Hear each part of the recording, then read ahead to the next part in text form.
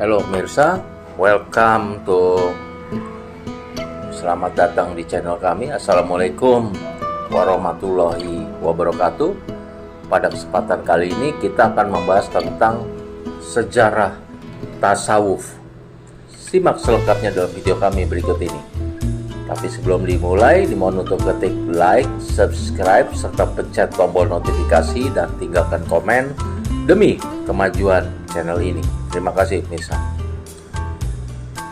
Sejarah tasawuf, jadi kalau kita bisa pelajari, itu dibagi-bagi menjadi beberapa periode. Periode pertama yaitu pada abad 1 sampai 2 Hijriah ya. Pada periode pertama ini tasawuf masih belum berkembang secara sistematis dan belum memiliki terminologi yang khusus. Tasawuf pada periode ini lebih merupakan praktek ibadah dan akhlak yang menekankan pada zuhud, wara, tawakal, dan mahabbah kepada Allah Subhanahu wa Ta'ala. Para tokoh tasawuf pada periode ini antara lain Hasan al-Basri, Rabi'ah al-Adawiyah, dan Ibrahim bin Adam. Jadi pada periode pertama ini belum berkembang secara sistematis. Ya, yang taunya beliau-beliau para pengamal tasawuf ini lebih tahu bahwa ini merupakan praktek ibadah ya, yang menekankan zuhud, wara, dan tawakal serta mahabbah kepada Allah ya. Belum ada yang sistematis atau sistemisasi pada periode ini. Yang selanjutnya adalah pada periode kedua, yaitu abad ketiga sampai keempat Hijriah. Pada periode ini tasawuf mulai berkembang secara sistematis dan memiliki terminologi yang khusus. Nah, pada periode ini sudah punya perkembangan sistematis, punya terminologi yang khusus ya. Di abad ketiga sampai keempat Hijriah, para tokoh tasawuf pada periode ini mulai menyusun kitab-kitab tasawuf dan mengembangkan berbagai metode untuk mencapai kedekatan dengan Allah. Jadi mulai tercatat dan tersistem ya untuk metode-metodenya ini untuk mencapai kedekatan kepada Allah Subhanahu wa Ta'ala. Jadi para tokoh tasawuf pada periode ini antara lain Al-Junaidi al-Baghdadi, Abu Yazid al-Bustami, dan Al-Halaj. Selanjutnya adalah periode ketiga, yaitu pada abad ke-5 sampai ke-6 Hijriah. Pada periode ini tasawuf mulai berkembang ke berbagai penjuru dunia Islam, termasuk ke Persia, India, dan Andalusia. Para tokoh tasawuf pada periode ini juga mulai mengembangkan berbagai aliran tasawuf seperti tasawuf Sunni, tasawuf Syiah, dan tasawuf falsafi.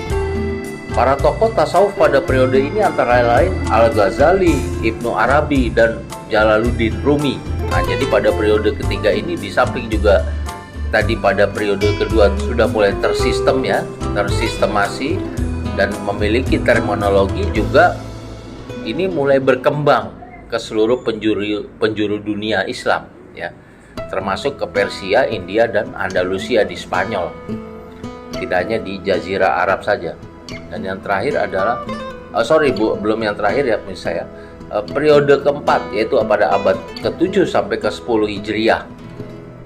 Pada periode ini tasawuf mulai mengalami kemunduran. Nah, ini justru pada abad ke-7 sampai 10 tasawuf yang sudah gilang gemilang di abad ke-5 sampai ke-6 Hijriah ini, justru di abad 7 sampai 10 mulai mengalami kemunduran. Hal ini disebabkan oleh beberapa faktor seperti munculnya gerakan-gerakan radikal atas nama tasawuf dan semakin kuatnya pengaruh budaya Persia dan India dalam tasawuf. Para tokoh tasawuf pada periode ini antara lain Ibnu Taimiyah dan Ibnu Katsir. Selanjutnya adalah periode kelima, abad ke-11 sampai dengan sekarang, abad ke-21 ya. Pada periode ini tasawuf mulai mengalami kebangkitan kembali.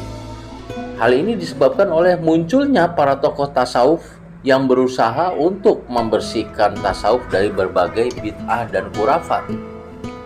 Para tokoh tasawuf pada periode ini antara lain Ahmad Al-Tijani, Ahmad Al-Badawi, dan Muhammad Ibnu Abdul Wahab. Ya. Karena pemirsa, pada periode terakhir ini perkembangan tasawuf dari mulai abad ke-11 sampai dengan sekarang, tasawuf telah memberikan banyak kontribusi bagi perkembangan Islam, baik dalam bidang akidah, akhlak, maupun ibadah. Tasawuf telah membantu umat Islam untuk memahami ajaran Islam secara lebih mendalam dan untuk mengamalkannya dalam kehidupan sehari-hari. Tasawuf juga telah melahirkan banyak karya-karya besar di bidang ilmu pengetahuan seperti filsafat, sastra, dan seni. Demikianlah pemirsa bahasan kita kali ini tentang sejarah tasawuf. Sebelum diakhiri, dimohon untuk ketik like, subscribe, serta pencet tombol notifikasi dan tinggalkan komen demi kemajuan channel ini. Pemirsa, bahasan kita kali ini. Terima kasih atas perhatiannya.